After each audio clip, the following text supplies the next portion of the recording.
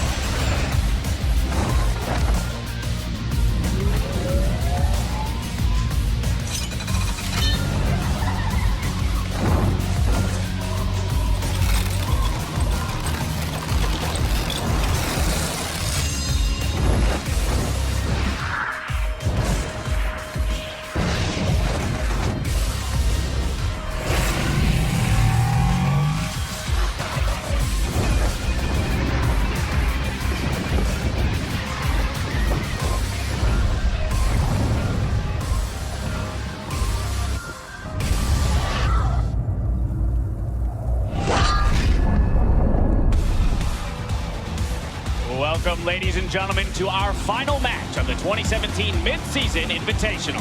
13 teams enter the tournament for a month of action, and it all comes down to today's series here in the Jeunesse Arena in Rio de Janeiro, Brazil.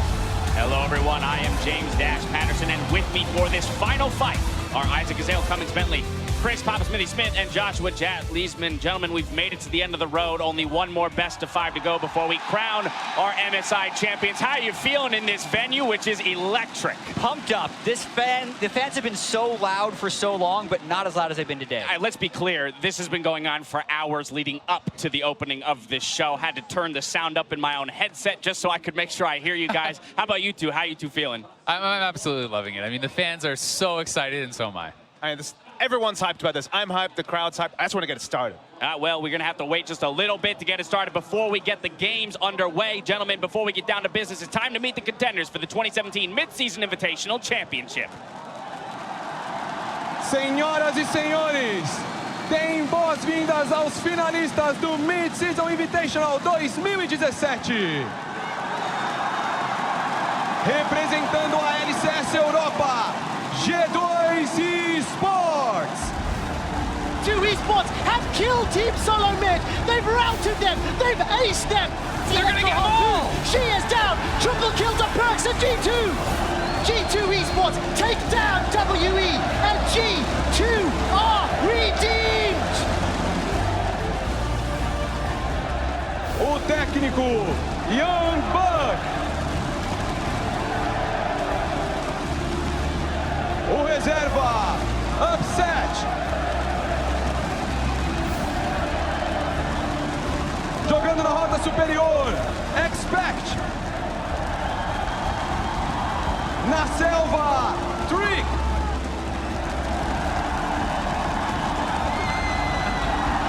Jogando na rota do meio, Perks.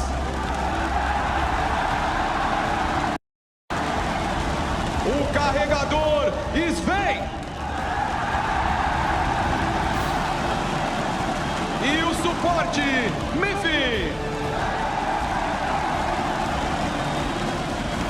G2 Esports.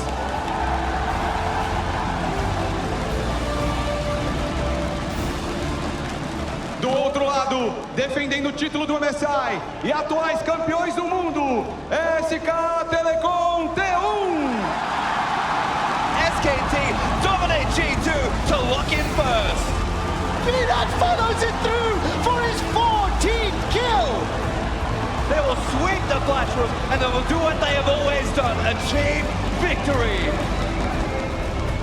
O treinador, Coma. O substituto na selva, Blank.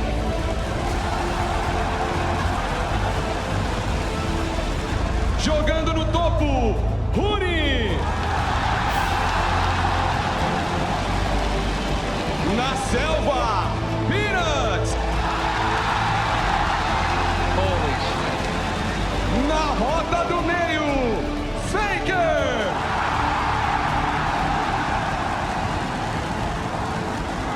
Na rota inferior, o carregador, Bang.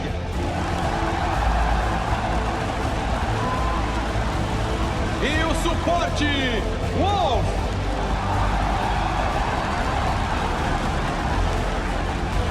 Vamos dar novamente as boas-vindas aos finalistas do MSI 2017, G2 Esports e SK Telecom T1.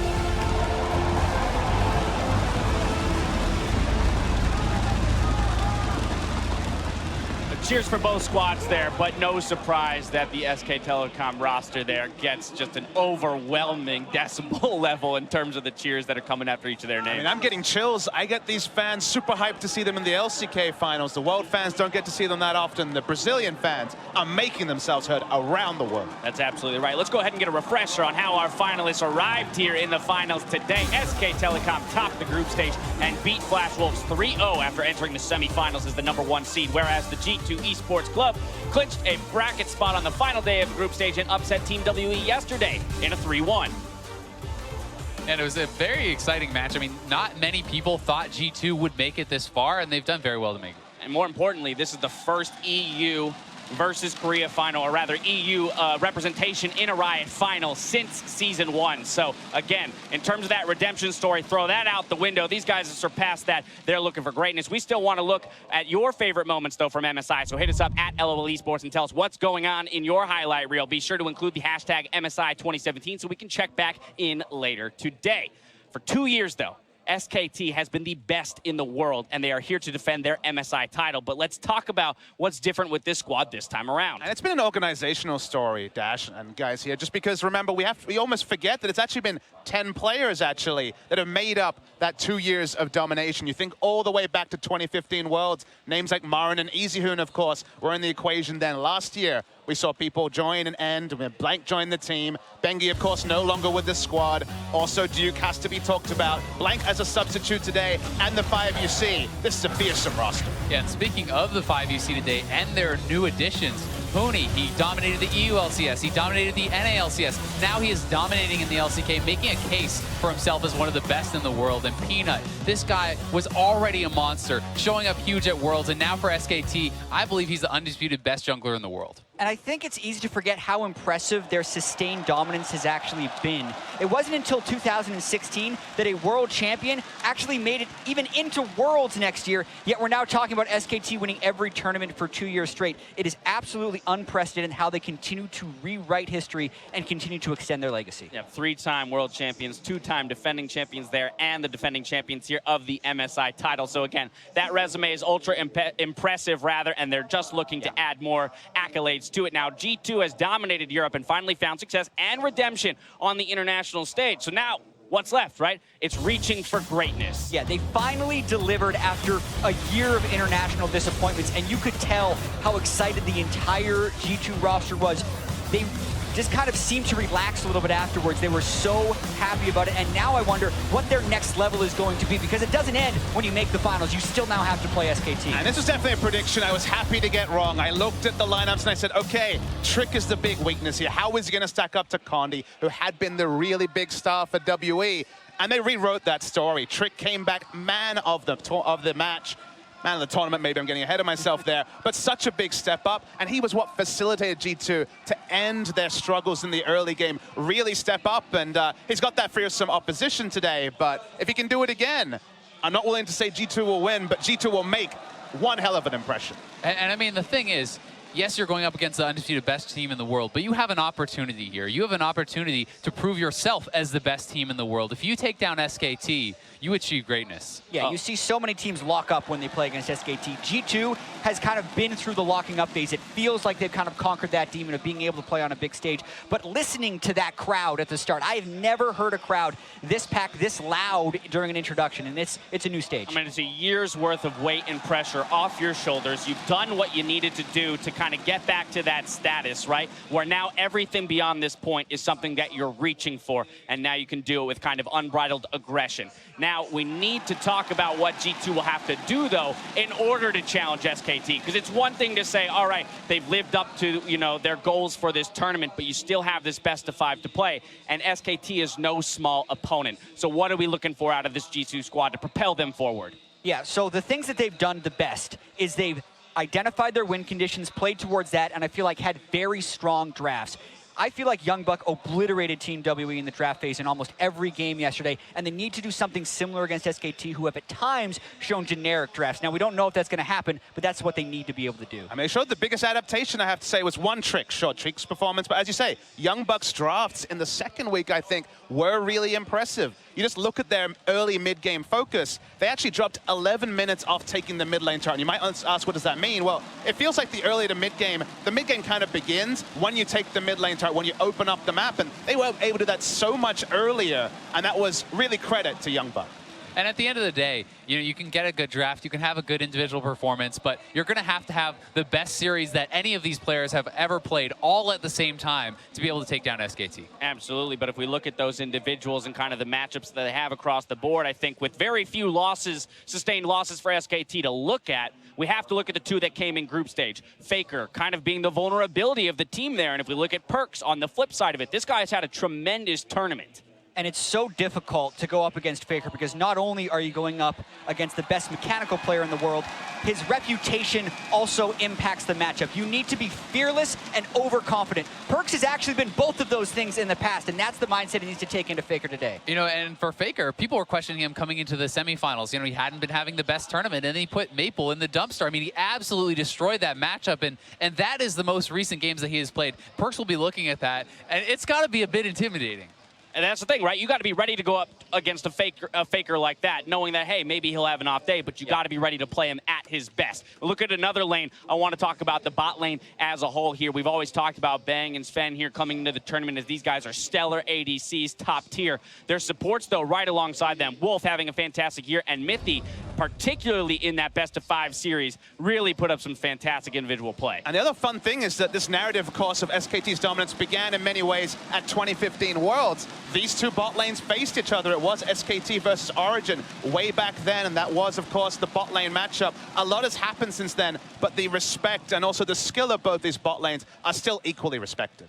All right, well, the players are almost ready, so before we get into it, I need you guys to tell me, who do you think will be the 2017 Midseason Invitational Champions? Azale, starting with you. Well, before I answer, I have to ask you a question. Do you believe in miracles? You know what, Azale? I absolutely... No, well, I don't. It's going to be 3-0 SKT.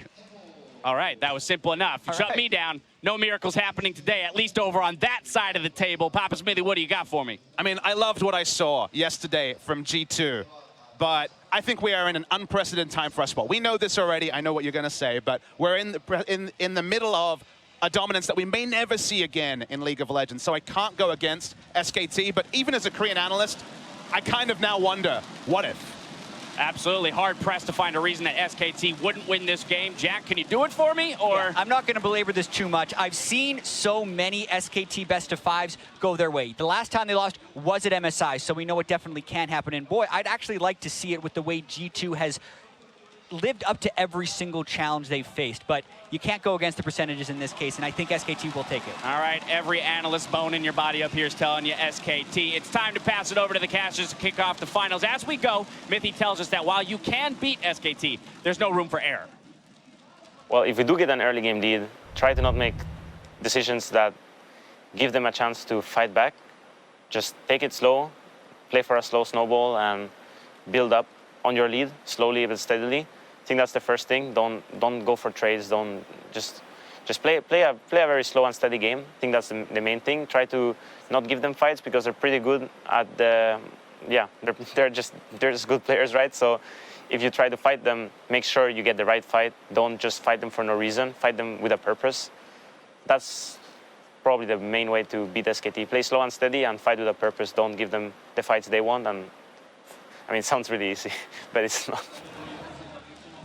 It might sound easy, but it's definitely not. We'll see if G2 are up to the challenge. Welcome to the Castle Desk, everyone. My name is David Freak Turley, joined here by Sam, Kobe, Hartman, Kensler, and Martin DeFicio Lunga. Gentlemen, can G2 beat Giant Slayer? Fight with a purpose, Freak. Fight with a purpose. Mithy just said it, just don't make mistakes, slow and steady, and then you can beat SKT. The problem is, very few teams in the world can play without making any mistakes. Very few teams can, but every top team from every region wants their shot at SKT, and that's what G2 have earned here. Very excited to see how far they can get. And you get very few shots a year, and it's what a lot of these teams, a lot of these players dream for. You hope you can scrim SKT sometime in your lifetime, but getting a chance to dethrone them in the best-of-5 final, this is the culmination of the G2 players' careers so far. Yeah, on the international stage with one of the most passionate audiences we have ever had. And casters, of course. And We're into this game. Come on, let's do it. First pick a man face. You see the MSI trophy on the line here, and tonight we will crown the best team in the world. Will it be SKT holding on to their title, or will G2 make the upset happen as we go into the picks and bans? So, should be a Karma ban right now. Very surprised to see SKT ban away Twitch when they are, in fact, the team who's playing a lot of Twitch. Bang is definitely the premier Twitch player here, and it feels like in scrims, he's encouraged a lot of the other AD carries to pick it up as well, and we've seen a resurgence in many of the other players that used to play him as well. Now, for G2, they banned the 2 supports we often see banned away. Zyra was banned in every game from them against WE, and it is still an option here for Wolf to play it if it's open. Yeah, definitely true, and the Nami as well. I mean, Wolf is interesting because while all the other supports are like, yes, Lulu / Karma are very similar, almost the same thing here, he actually hasn't even played a game of Karma at the tournament, and that's huge impact on those other peeling supports you talk about. All right, so again, all bans are now locked in. Double hyper carry bans from SKT. They definitely do not want to allow G2 to go full late game with those, but Caitlyn is still open, and she's actually been the #1 pick for Sven when they play late game comps. Exactly, and the Ivern shields are still available, but SKT very clearly are making that move towards a more early oriented game. They've picked up the Lee Sin, crucial for Peanut. He is probably the best Lee Sin in the world. Yes, he said it still himself. still undefeated here in 2017.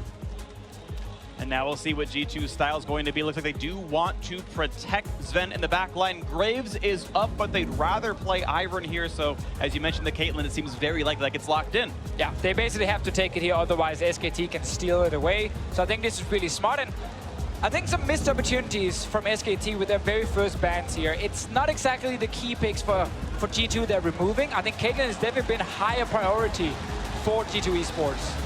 Thing is, SKT in a lot of their best-of-5s do kind of feel out the other team in the first game of the series, and that's why oftentimes the first game is a lot closer. This one definitely being a little bit more open. I love that Perks continues to hover the option. Of course. Maybe we'll see it, who knows. Zyra, obviously, for Wolf, it was banned by G2 so often. Tahm Kench is the melee support answer to her, because you can deal with the plants, but you still will struggle a bit in the laning phase. Yeah, I'm always concerned when I see that, right? Because it is that reactionary, oh yes, you can Tahm Kench eat someone out of the Ash Arrow, but the kill pressure of the Ash Diver Rain is so intense that you have to worry about the early stages of the game. Even for a scaling protect the AD carry comp, SKT could blow the bottom lane wide open.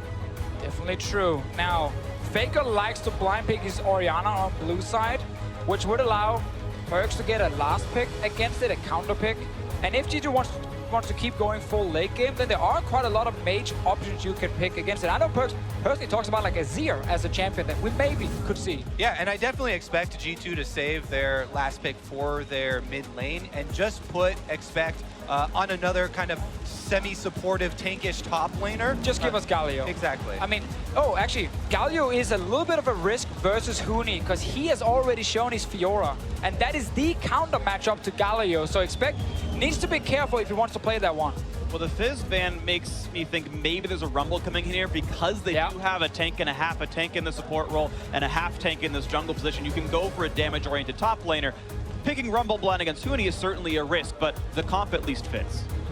And I would be worried about picking, a losing top lane that's going to get pushed in and would lose teleport pressure. Because like I said, I really do, as far as this opening is concerned, expect SKT, to play off of that bottom triangle of the map.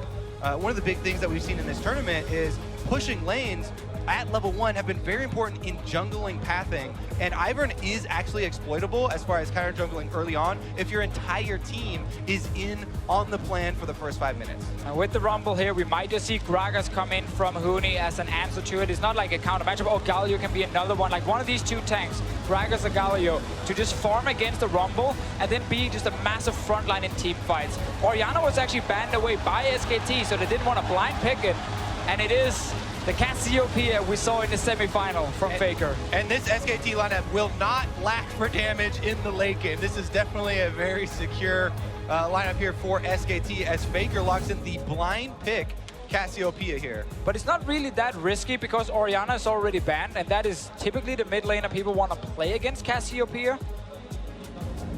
So it is gonna end up being Jace into the mid lane for Perks, and of course they have magic damage on the roster thanks to the Rumble top. So unlocked to play physical damage mid, and looks like a fair bit of early lane pressure here for the G2 lineup.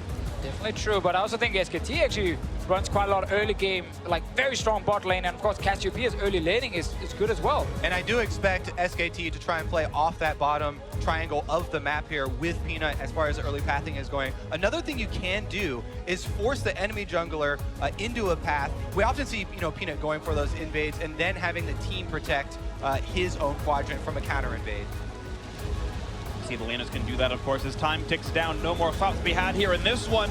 G2 have relied pretty heavily on Perks and Sven to have standout performances to carry them into these ones. SK Telecom T1, though, 10 out of 10 in every role. Yeah, and you are going to have a lot of pressure on your shoulders for all of the carry roles on G2 because there's a tremendous amount of crowd control in the SKT lineup. Far more than G2 are working with. So the barrier of execution, much higher. And it's not even just 1v1, 2v2 in the lanes. You have to deal with a Lee Sin jungle from Peanut. He can obviously be extremely active in the early game in terms of ganking. Trick would prefer a more slower early game, but I'm not sure SKT will give him that. We've seen some incredible games out of SKT, and especially out of Peanut. There was the famous, 14-15 kill game earlier on when they played against the Marines. And here we have the lineups on your screen as we get ready to go into Game 1 of the MSI 2017 final. G2 Esports representing the European LCS. A top 2 finish already satisfies a lot of their fans, but the players are always hungry for more. And meanwhile, the team everyone expects to be and remain the most dominant, SK Telecom T1, hailing from South Korea, 3-time world champions, defending MSI champions. It's almost something they haven't done just here. Keep going down that list. They even won All-Star. They won it all. SKT have won almost every tournament on the planet, and they are here to take MSI #2 as we head into the first game. All right, let's see if they actually do try and get some of these early wards down to set up one of those invades and force Ivern into that cross-map jungling pattern here. That will reduce the efficiency of him. 30 seconds until Quite some surprises, I feel like, from their second phase of this pick and ban. Especially from G2's side with the Jace. It's not been a pick Perks has shown a lot lately. He's a former Jace main, all the way back at Challenge as well, before he even qualified for the LCS. He was like a one-trick Jace almost. So it's definitely a champion he's so used to playing, but it is still difficult to execute Jace in this current meta. We've seen it a few times this tournament. Very often it's a good start, but then lackluster late game. And the other thing, when you are Perks trying to come up with a counter pick for Faker's, Cassiopeia, it's very difficult because you also have to incorporate Peanut's Lee Sin and the early pressure that it could bring into this matchup.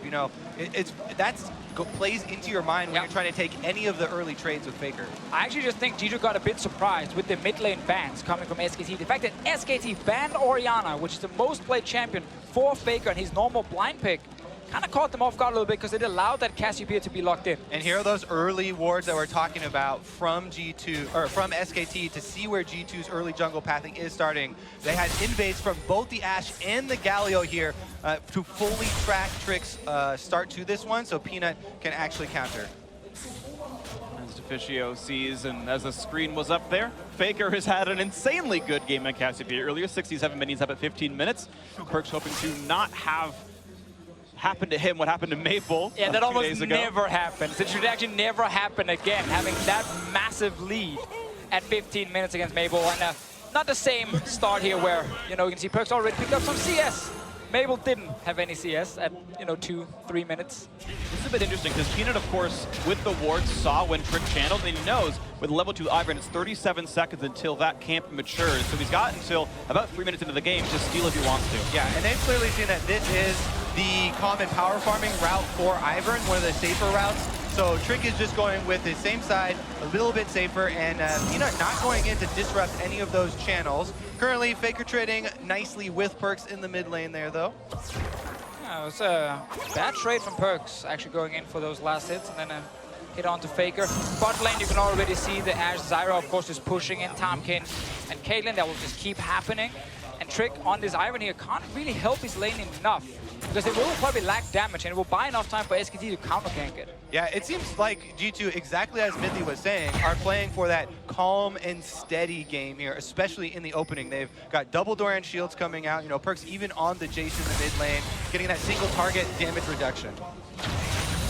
See Perks afraid to go in for the melee last hits because Faker gets plenty of damage down. Trick reveals himself as in the mid lane, and well, he's already cleared his entire jungle, so we'll see if he can take anything away from Peanut here, who's still gonna grab away these Raptors, and Trick knows better than a channel on a camp in front of an enemy jungler. Gonna let Peanut get that one. Yeah, Peanut obviously has some very good stats on Lee Sin, not only at this tournament, but over his entire career. This tournament, though, specifically, we had that highlight game where he had 15 kills versus the Marines. Expect actually it gets the worst end of this trade in topside, though. Yeah, if you want to learn how to play Galio in lane, just like take this one clip and just watch that entire combo from Huni. How he managed to get the maximum amount of damage on to expect, and just not take any damage in return, basically. Exactly. Trading when your shield is up, incredibly important there for him. One of the things that he did against Hanser as well, when Hanser got the Kennen counter pick into the top lane, yet Huni's still able to come out ahead. We can watch more lanes ahead from SKT. The bot side up 5 minions so far with the push lead as well. Of course, it's what you'd expect with Ashe Zyra, but see as G2 typically relies on Zen a fair bit if he can get out of this lane terribly unscathed. And honestly, the way this bot lane plays out anyway is at level 6, you just burn ultimates and hope they burn a flash, and then try again at level 7. SKT happy to wait a while. Things like Ashe and Varus, they became meta when everyone learned, okay, like level 6 ultis are really, really powerful to make plays on the bottom side to secure this bot lane tower. That obviously after the removal of lane top, I think, mid lane. Here comes a play on a Faker, exhausted. Zon keeps away from the wall, not quick to get the slow. There's a flash to chase. First blood into Perks. Oh my goodness! And Perks is able to get the first blood going with Jace. Incredibly good at snowballing. He felt so confident going for the all-in because Trick was behind him, and as soon as he was on to Faker, he did not let him go. Ivern makes it so difficult for you to escape any sort of champion in the mid lane with that gap closer because of the shield, because of the sticky Qs there as well. Topside, yeah, not gonna be enough to kill off Huni, but we are seeing some moments of greatness now from G2. You've got a 6-minion lead in the top side as he gets to reset. And this man, Perks here has been the star for the team at this tournament. Trick is able to get through the very end of that acceleration gate, by the way, to get into range here. And Perks, no hesitation, flashing over blind. Yes, it's a possibility that Peanut could be there, but he sees it in his eyes, the kill on the Faker, and he goes for it. And of course, and with Trick behind him, he's like confident he can take the 2v2, because Faker, obviously not level 6, no ulti to turn it around. Love the all-in, and you said it, Kobe. Perks has been the best performing member for G2. And now mid lane again! Oh, the CC is there. There's really no way out. 2-0 for Perks. His lane kingdom is certainly under his control. Low and steady. Oh, well, it looks like Perks is putting this into overdrive. Wait, Minty did want an advantage first, and then slow and steady. So right now, Perks, he's getting that advantage for G2 Esports. I like the gank from Trick. No flash from Cassiopeia. She's not getting out. What a great start in the mid lane.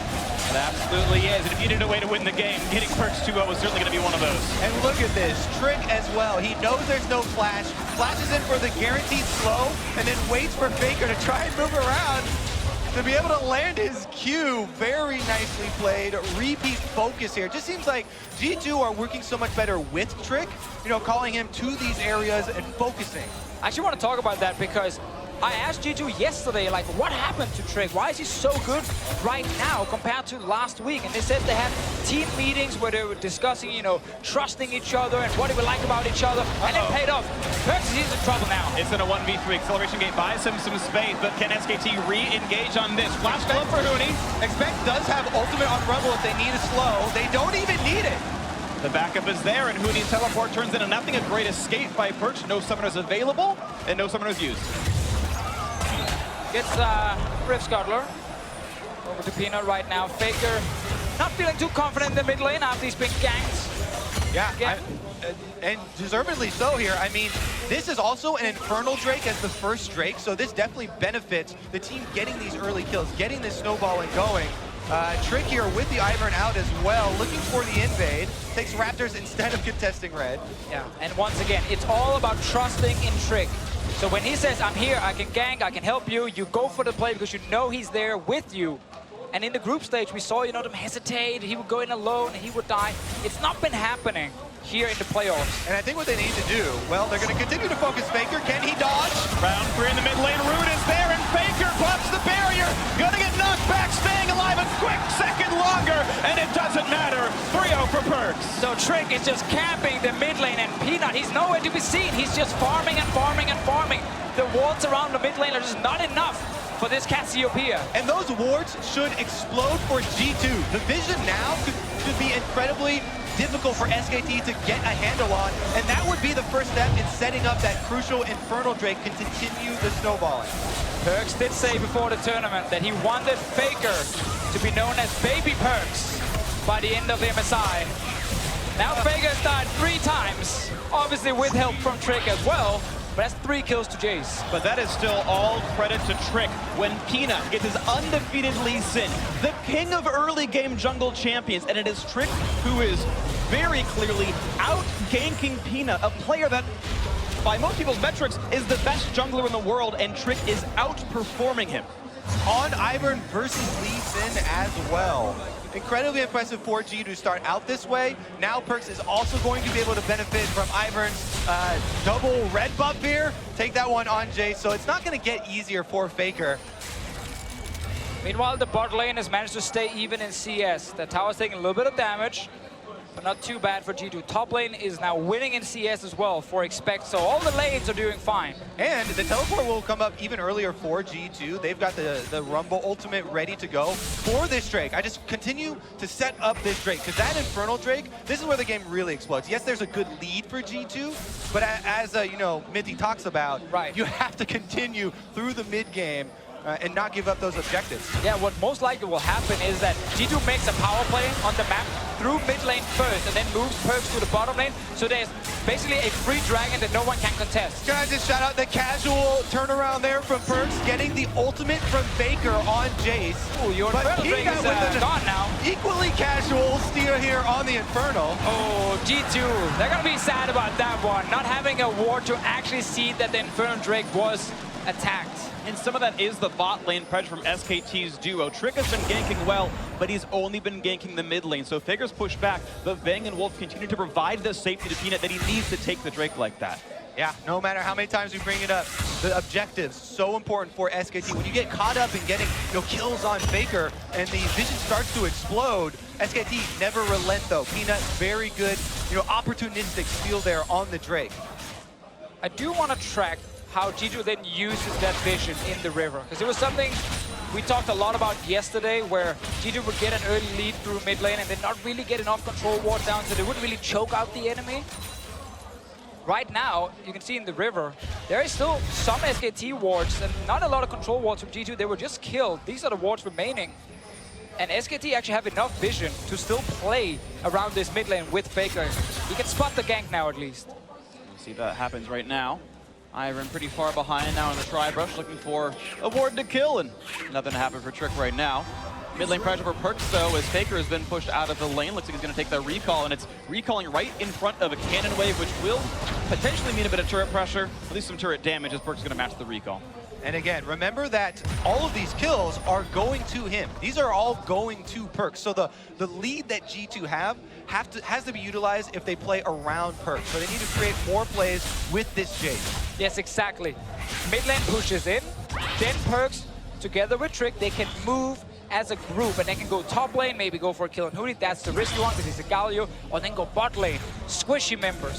So speaking of bot lane, though, we actually just saw Fang shoot out as a Tentacruel and hit nothing. No summon, nothing burned from G2, so that window has closed for a minute and a half. That's actually a pretty crucial one, because we always caution against, when the Zyra and Ashe are both past level 6 and the kill pressure of those double ultimates. The other thing, though, is that Perkz doesn't even have to roam. Ivern is actually quite good at coming to siege down turrets, and he's dunking down that mid turret. That could just blow the map wide open. Yeah, definitely an option as well.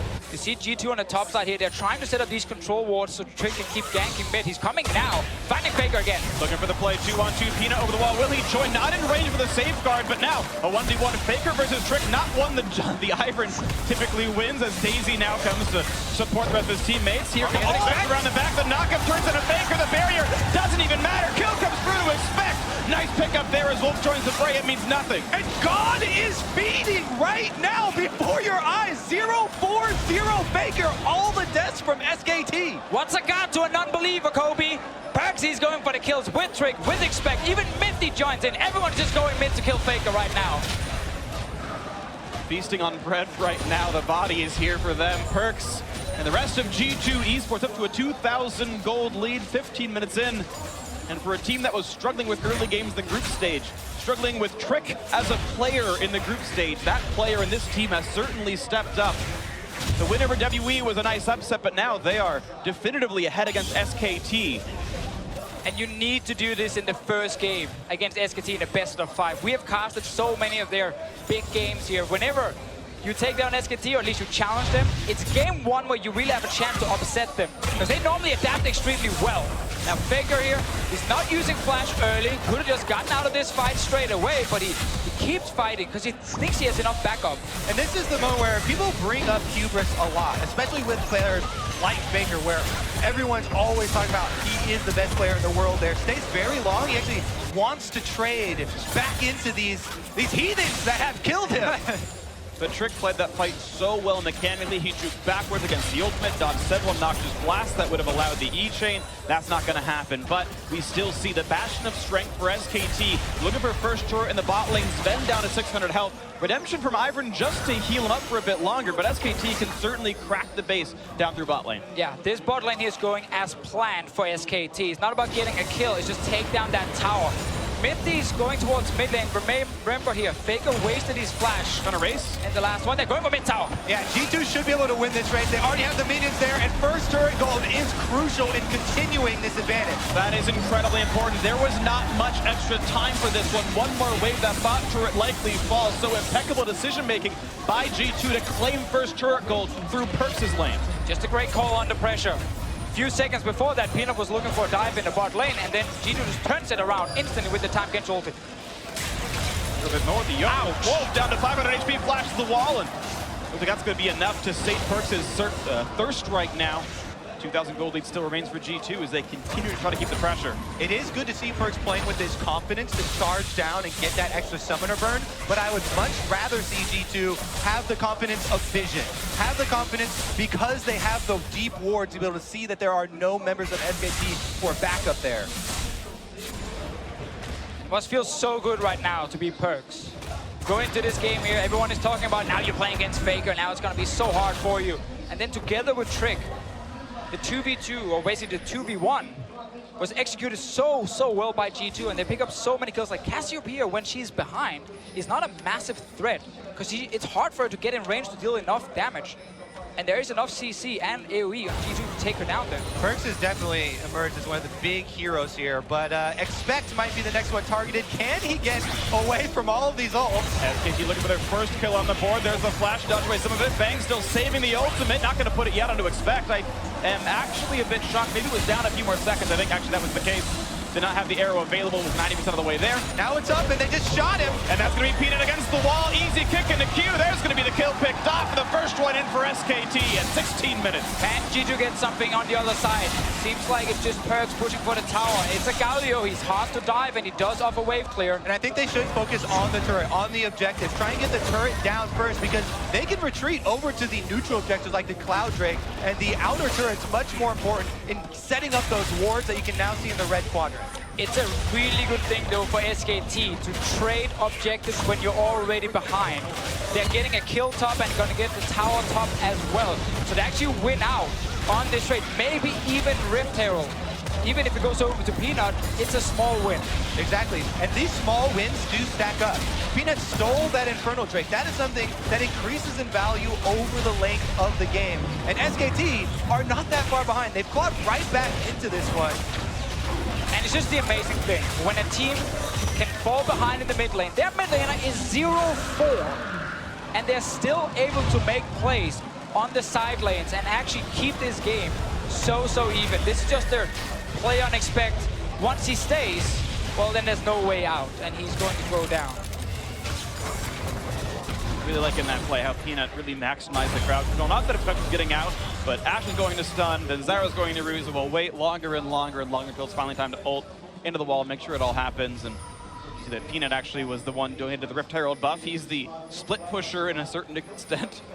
Joined in, do a bit more damage on the ganks as Perkz grabs himself a blue buff and of course look at the other. Yeah, that's what I like to see, actually. The old Rift Herald buff, quite good on junglers, helps you clear quicker so that you can then go gank as well and try and help out those lanes. And SKT do need, that surprise factor of Peanut here. Now, the other thing that they have at their command, all this crowd control we mentioned. There are so many sources of CC on SKT's side that G2, even with that early lead, have to be careful. Going for Huni now, though.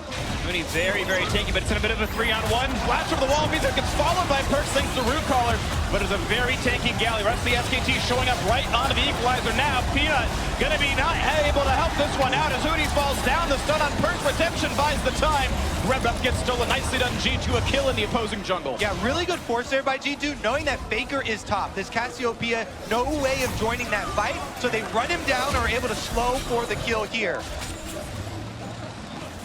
Looks like Trick's gonna be just fine on this one. G2 continuing to hold on to map control, 1700 the gold lead.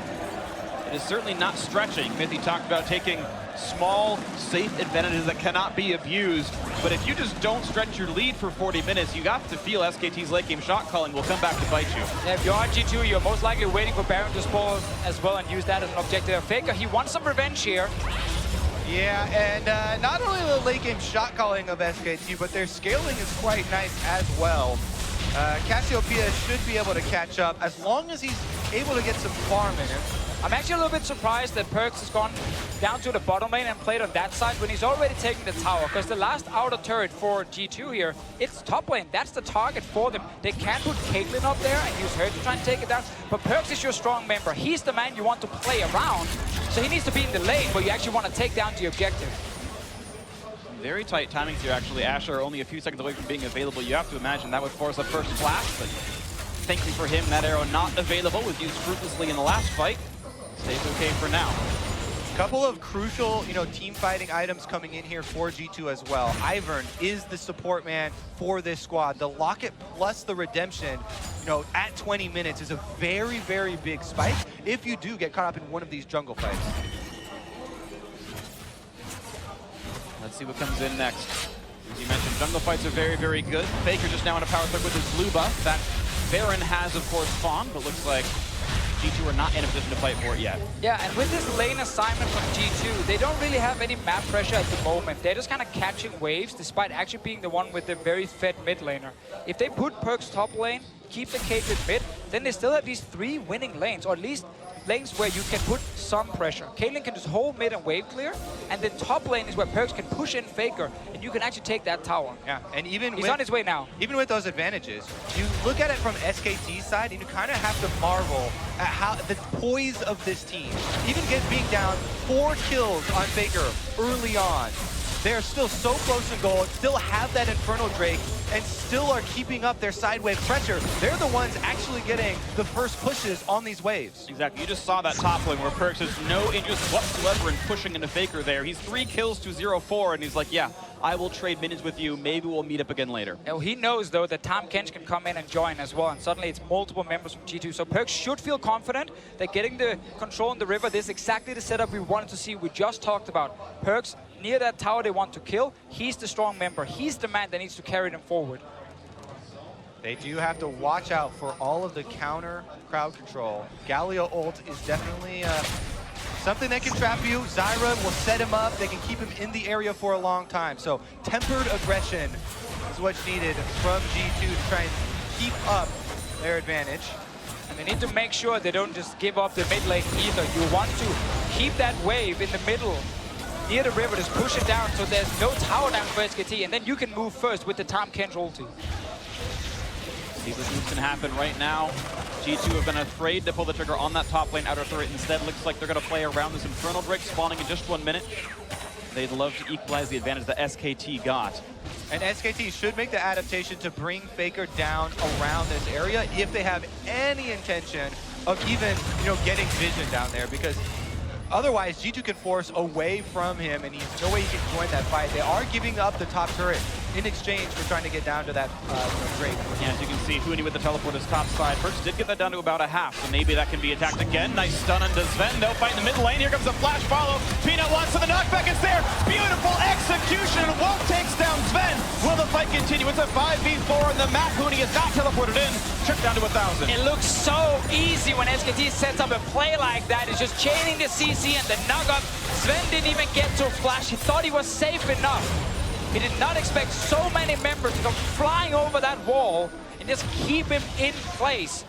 Perfect timing as well. Infernal Drake just about to spawn. Absolutely beautiful from SKT. They rotate Faker down to the mid lane. They use all of their crowd control in succession, where we kept cautioning against, and now they easily, it seems, are able to rack up the second Infernal Drake. Meanwhile, top lane, though, Mithy has eaten Huni.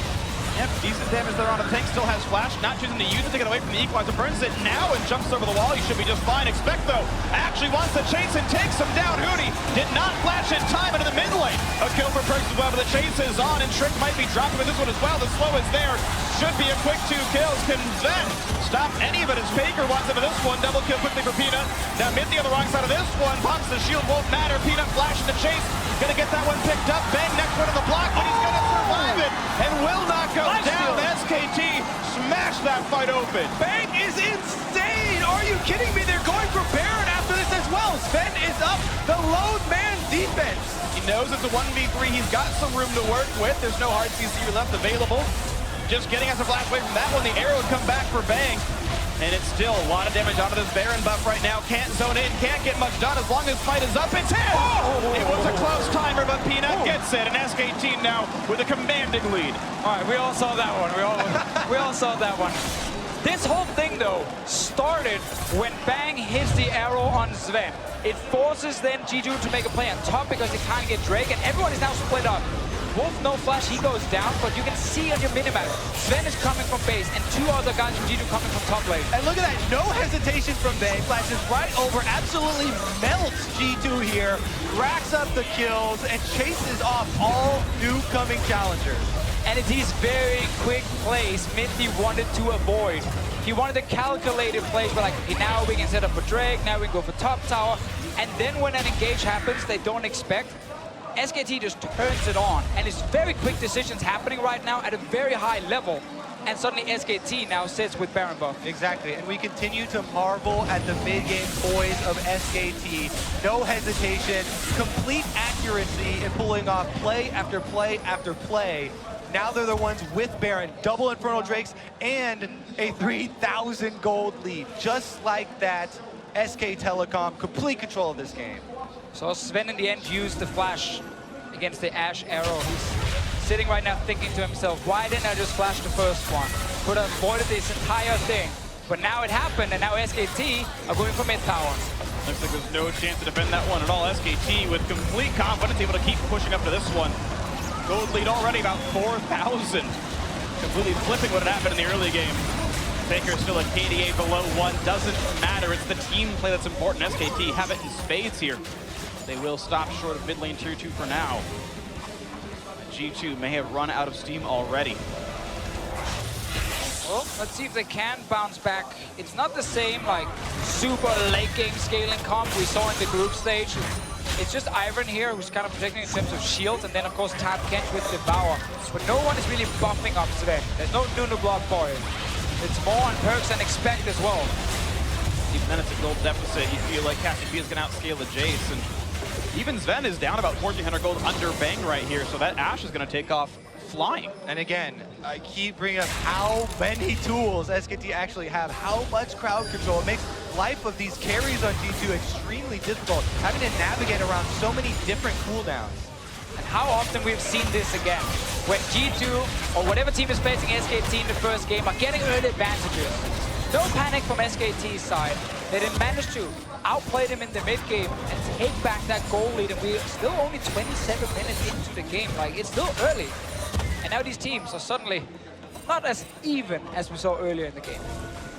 The first 22 minutes are up for grabs, but the Nexus almost always belongs to SKT and looking to close out game 1. Eventually, very frequently, very dead.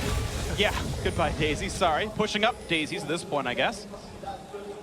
Either way though, SKT, though they end the games with both their Barons, have actually stopped with only one turret on this one. Mid-outer was their only grab, so G2 have defended pretty well. And as his Baron times out in just a few more seconds, be back to close to equal footing, 3,500. Faker no flash. Yeah, Faker wants his revenge, but he's in a waiting in the bit. flash. Stun hits the tank. Mithy's an okay target for this one. So far, so good. Walks through just a slow on his back. Spec still zoned out by Peanut. Will they go for the play here? Spec now no way out. He has to flash over. Huni wants the top, but the Naga can't quite land it yet, but there's still some decent damage. Will they chase into the corridors? First and a half HP.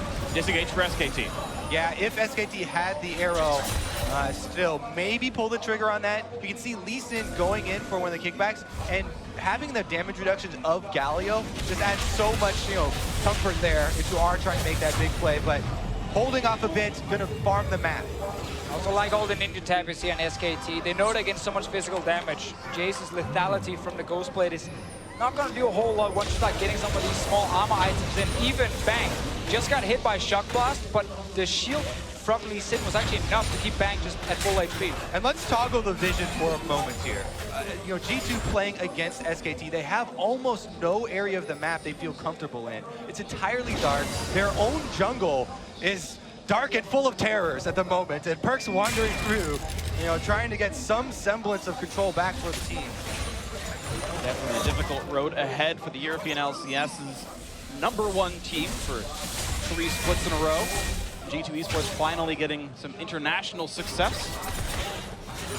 Honestly performing better than most expectations, but for now, as this game against SKT, it is about their good early game and SKT's mid-game comeback, but this one is still within reach for both squads. Yeah. And the Drake spawning now. Let's see, G2 has 1 cloud to their name, but SKT with double Inferno, certainly the better stats right now. That's the thing, G2 Esports, they can't afford to lose another fight. The next big team fight, they have to win it. And then hopefully get something more. Maybe it's a Baron, maybe it's a few towers. Engage, going wide, but both going in as well. Only gonna get the knockup on a Minty though. Huni in the front line looking for the tank. Still gonna be a nice taunt on a couple of them. Perkz still waiting in the wings. Can't find a ton of poke though, and Huni too durable to be pushed out of this one. G2 still got the inside track on the mid lane. But will there be much to be stopped for this one? Peanut not gonna go for the play. There's no one around him.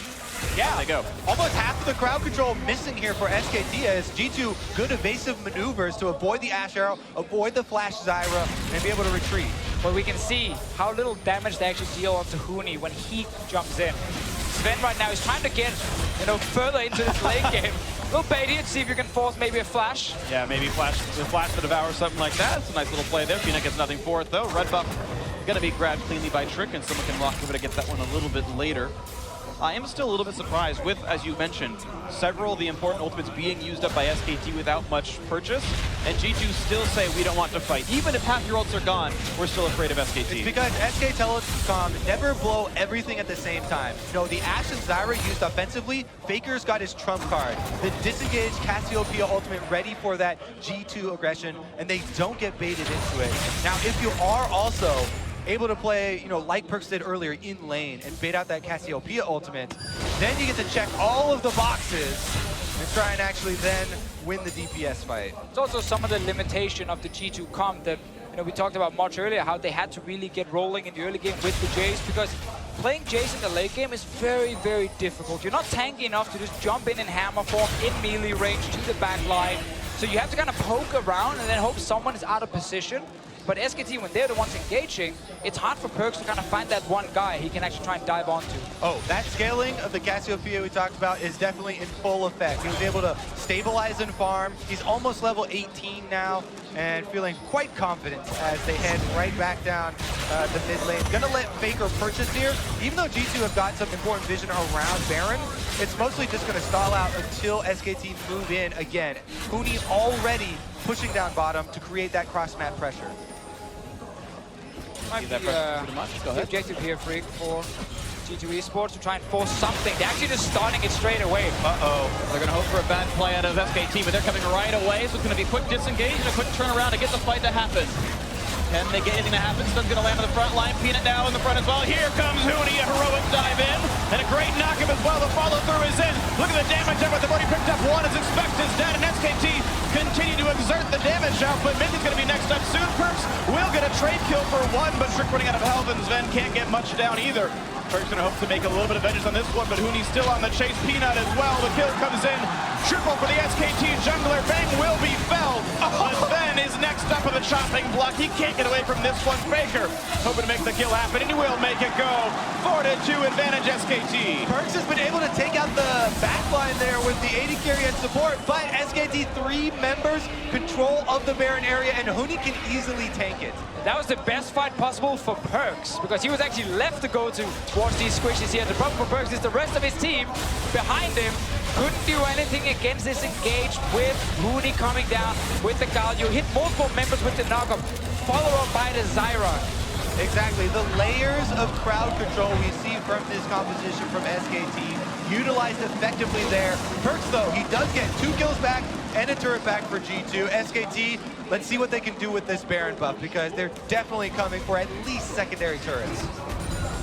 It's a red buff on Perks and a top catch. And Huni's running low on mana, no flash as well. This is likely to be an actual kill picked up onto the SKT's top lane tank.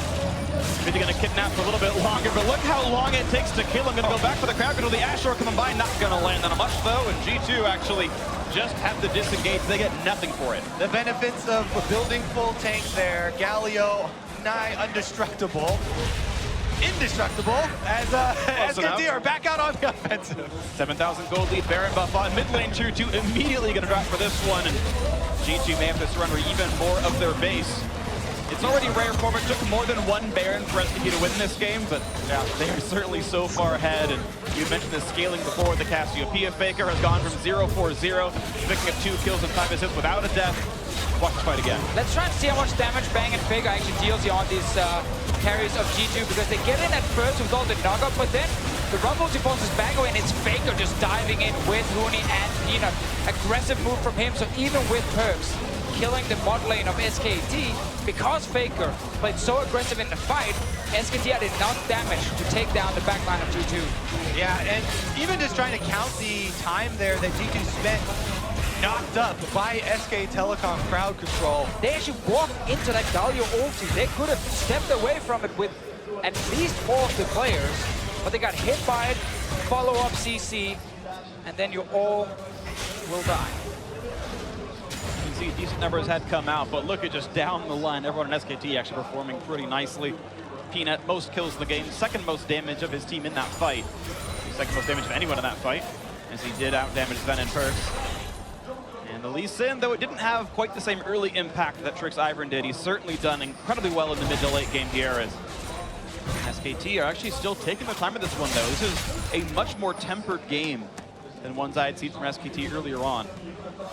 And I like the decision here to go AP Zyra and not like the Redemption Locket Zyra, because you are against this comp that wants to like kite with the Ivern, extra shields coming in. Having another damage dealer from your support is actually very smart, especially because you bring some more magic damage to the table. It's Peanut who's gone for the Locket in this game here. Definitely makes sense. Good, clever, and efficient use of resources. Jungler not required. Faker solos the Elder Dragon. Did not get to play the Elder Dragon team in the finals here. It was G2 who took them down, but Faker gets one anyway. And now we'll see if SKT actually wants to go for a dive with the Elder Dragon plus Baron combo, or just clean up the outer resources here.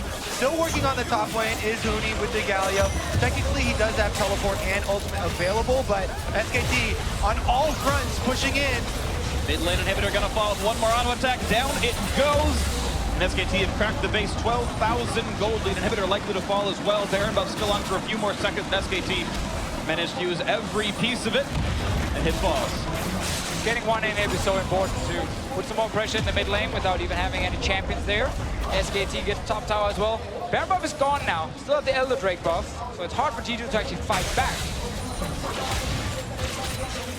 Not much fighting back has been had by G2 for the last 18 minutes of this game. Once Baron spawned, it felt like they lost direction, and SKT off one good team fight wrested control and just simply never looked back. Wolf chunk to half perks the entirety of G2's early gold lead, has been able to carry the game the rest of the way through. SKT's team fighting just been too good. Siege now continues as the Elder Dragon buff burns down. Killed one yet from Peanut, but the siege continues the next wave. Yeah, G2 kind of waiting for someone to step on the traps here so Sven can get some proper damage onto them. But Perks is also busy on the other side, trying to go for Peanut, so there's no real target here for G2. And look at that drop down. Even though, well, it looks like they're going to force some of the cooldowns out of G2. G1 to mid, he's going to have to pop the shield. Still low on health, going to get a quick heal to stay alive, but that's someone heal down for Sven. Even though you feel like SKT have been a bit, slower, a bit more measured than usual, that was a 7,800 gold Baron power play that they had. They clean up the map now. Bang out of mana. The fight going to come in. Not quite a kill on the Wolf though. Perch hoping for an opening. Not going to have it though. Spec low. Mithy as well. The kill comes through for Bang. Another one in the back line as well. 2 for 0. SKT going to close it out right now. Huni flashing out of the Nexus turret, hoping to take them all down. He will do so. Look at the kills left, right, and center. The ace is completed.